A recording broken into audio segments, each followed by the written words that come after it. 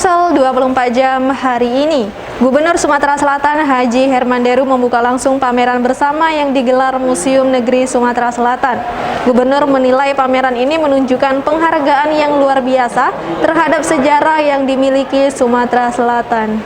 Gubernur Sumatera Selatan Haji Hermanderu secara resmi membuka pameran bersama yang digelar Museum Negeri Sumatera Selatan. Pameran yang digelar setiap tahun ini sebagai wujud konsistensi dalam menghargai sejarah yang dimiliki Sumatera Selatan. Dalam kegiatan ini juga dilakukan penyerahan juara pada lomba jurnalistik. Diketahui Harian Umum Palembang Express meraih juara favorit kategori media massa yang konsisten mempublikasikan sejarah dan budaya Sumatera Selatan. Selain itu, fotografer Harian Umum Palembang Express Al-Hadi Farid berhasil meraih juara pertama kategori foto, dan wartawan Harian Umum Palembang Express Frans Kurniawan berhasil juara ketiga kategori media cetak.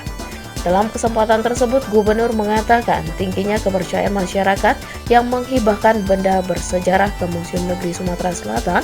Pemerintah provinsi berencana akan merekrut pemandu wisata. Tujuannya agar pengunjung yang datang bisa memahami benda yang dipamerkan. Meresmikan satu showroom untuk benda-benda purbakala yang baru ditemukan. Jadi ada display baru yang kita buka, begitu besar ruangannya, disediakan untuk temuan-temuan baru, untuk sekaligus saya tadi instruksikan untuk menyiapkan guide-nya. Karena tanpa ada guide yang benar untuk menjelaskannya, pramu wisatanya maksud saya. Jadi ini saya minta untuk museum ini dan lupa serius untuk rekrut guide untuk menjelaskan itu, termasuk yang bisa bernarasi dengan benar, gitu ya. Sementara itu, Kepala Dinas Kebudayaan dan Pariwisata Sumatera Selatan, Aufa Sarizal Sarkomi mengucapkan terima kasih kepada Gubernur Sumatera Selatan melihat langsung hasil dari pendekatan kepada masyarakat untuk memberikan edukasi sehingga ikhlas menyerahkan benda bersejarah kepada Museum Negeri Sumatera Selatan. Selain itu, pihaknya akan langsung menindaklanjuti instruksi Gubernur terkait pemandu wisata yang kini masih pegawai honor untuk diangkat menjadi pegawai negeri sipil. Hal ini dikarenakan tingginya barang hibah sehingga dibutuhkan pemandu wisata yang kredibel. Terlebih, sambung Alfa, pihaknya ditunjuk pemerintah pusat untuk menyelenggarakan pameran bersama tingkat nasional pada tahun 2022 mendatang. Kami terima kasih pada Pak Gubernur bisa melihat langsung bagaimana upaya Dinas Kebudayaan Pariwisata melalui Museum Negeri Sumatera Selatan yang tidak pernah berhenti, yang selalu semangat untuk berburu peninggalan-peninggalan sejarah.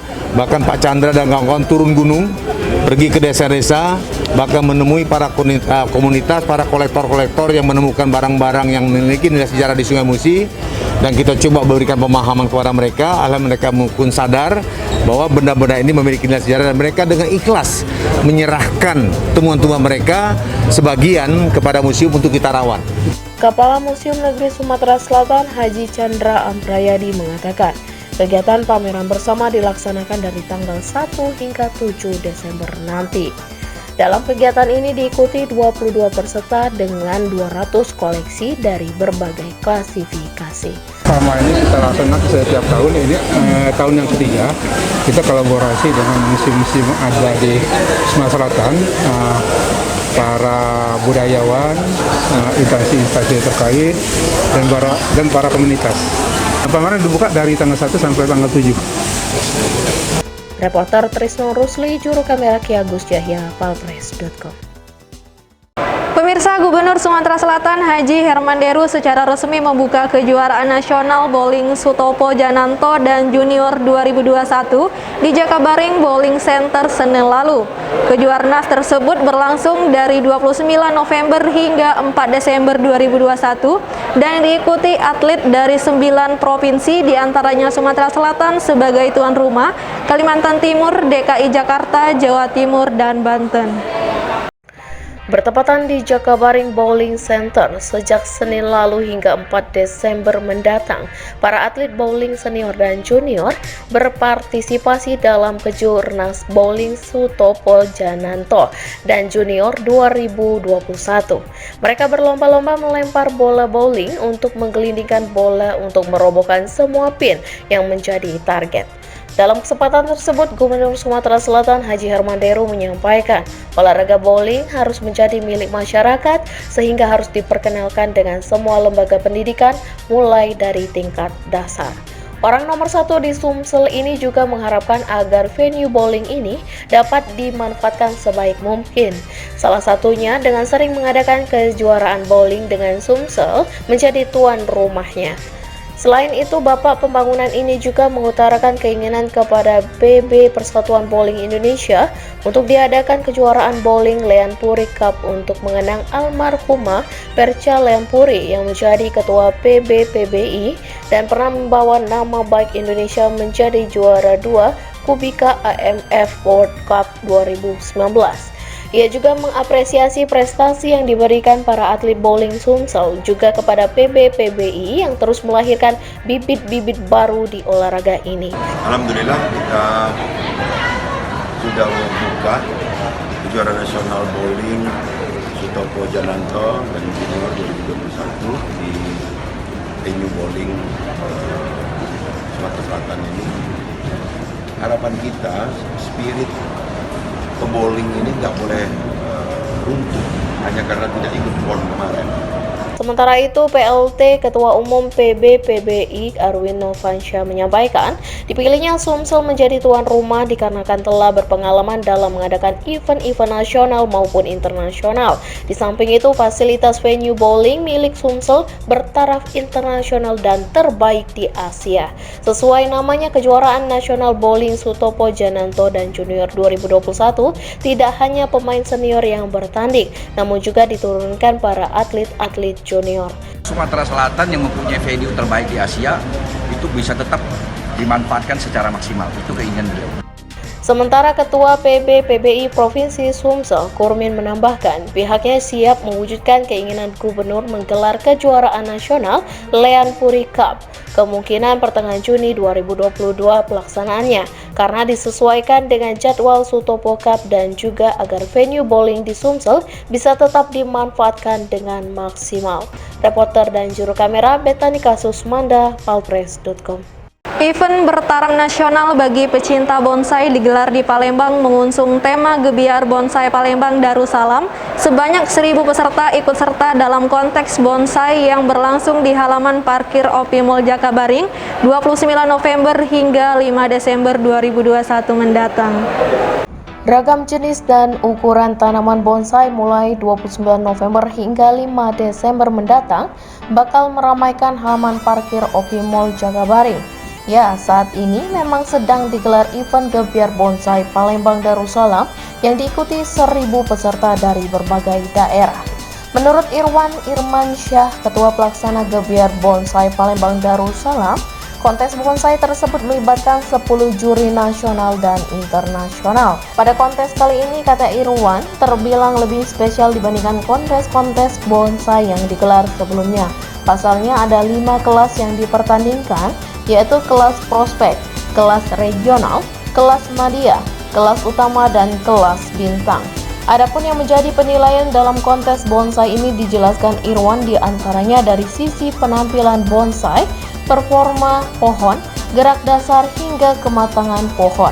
Namun yang menjadi penilaian utamanya adalah proses membuat bonsai sempurna. Lebih lanjut dikatakan Irwan, beberapa jenis tanaman yang dapat dijadikan bonsai harus memiliki unsur kayu, bisa berumur panjang, tanaman yang memiliki daun dan bisa dikerdilkan.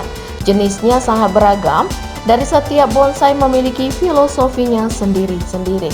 Ditambahkan Irwan, peserta terbanyak masih dari kota Palembang sebanyak 400 peserta, sementara 600 peserta sisanya berasal dari berbagai daerah seperti Bandung, Jakarta, Pekanbaru, Bangka Belitung, Lampung, dan Jambi. Irwan berharap tahun ini Palembang bisa menyabet predikat Best in Show, mengalahkan Lampung yang juara bertahan dan masih jadi saingan terberat. Diadakan mulai hari apa Pak? sampai hari apa? Ini dari tanggal 29 sampai dengan tanggal 5 Desember. Sampai 25? Sampai 5 Desember. Ini apa aja nih Pak kegiatan kita selama 1 minggu ini? Kegiatan kita selama 1 minggu ini ya, kita untuk dari tanggal 29 itu penerimaan pohon. Sampai dengan tanggal 30, 2 hari kita kasih waktu sesi untuk penerimaan pohon yang mau dipertandingkan di lomba kompetisikan tanggal 1 sampai dengan tanggal 3 itu penjurian oleh juri nasional. Ada 10 juri itu nanti yang ada 10 juri ya? Ada 10 juri.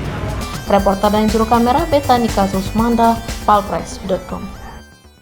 Berita terakhir Sumsel 24 jam hari ini. Kecelakaan maut antara sepeda motor dengan dam truk terjadi di Jalan Lintas Timur Palembang Indralaya KM 37, tepatnya di depan kantor pos Indralaya Senin lalu sekitar pukul 12.30 waktu Indonesia Barat. Dalam peristiwa itu, satu korban yang berstatus pelajar SMK menghembuskan nafasnya yang terakhir di lokasi kejadian. Suara tabrakan yang keras mengagetkan warga yang berada di Jalan Lintas Timur Palembang Indralaya kilometer 37, tepatnya di depan kantor pos Indralaya, Senin lalu sekitar pukul 12.30 waktu Indonesia Barat. Warga berdatangan ke lokasi dan mendapati satu sepeda motor Honda Beat Nopol BG 4634 TS yang dikendarai dua korban pelajar yakni Sandi Wahyu, siswa MAN 1 Saka 3, dan M. Arya Habib Rizik, siswa SMK Linggua Prima Indralaya, bertabrakan dengan drum truk Hino Nopol BG 8674 AI yang dikemudikan Dedi Afrizal, warga desa Srinanti, Kecamatan Pedamaran, Ogan Komering Ilir.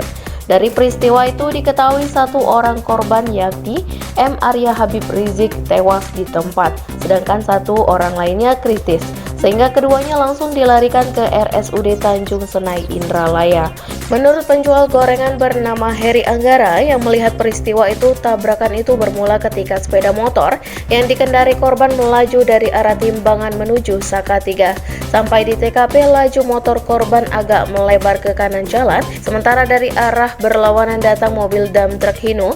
Karena tak bisa menghindari, mobil naas itu langsung menyambar motor korban. Sementara itu, Kanit Gakum Polres Ogan Ilir Ibdananda menjelaskan saat mendapat informasi adanya kecelakaan melibatkan kendaraan truk roda 10 dan sepeda motor roda 2, pihaknya langsung ke TKP. Saat petugas tiba, kedua korban sudah dibawa oleh warga ke RSUD Indralaya. Ditambahkan Ibdananda, sopir truk saat ini telah diamankan di Polres Ogan Ilir guna menjalani serangkaian pemeriksaan atas kejadian tersebut. Ibdananda pun menghimbau agar para pengendara tetap berhati-hati, waspada, selalu memakai keamanan berkendara sesuai dengan standar SNI, serta melengkapi surat-surat berkendara. Jadi kita mendapat laporan dari informasi dari masyarakat bahwa telah terjadi laka lantas di Jalan KM 36 di depan kantor pos Kecamatan Indralaya, Kabupaten Ogan Ilir. Jadi kecelakaan tersebut melibatkan R6 truk dengan R2 sepeda motor, yang mana dari pengemudi sepeda motor setelah pada saat kita sampai ke TKP sudah dibawa oleh warga ke rumah sakit.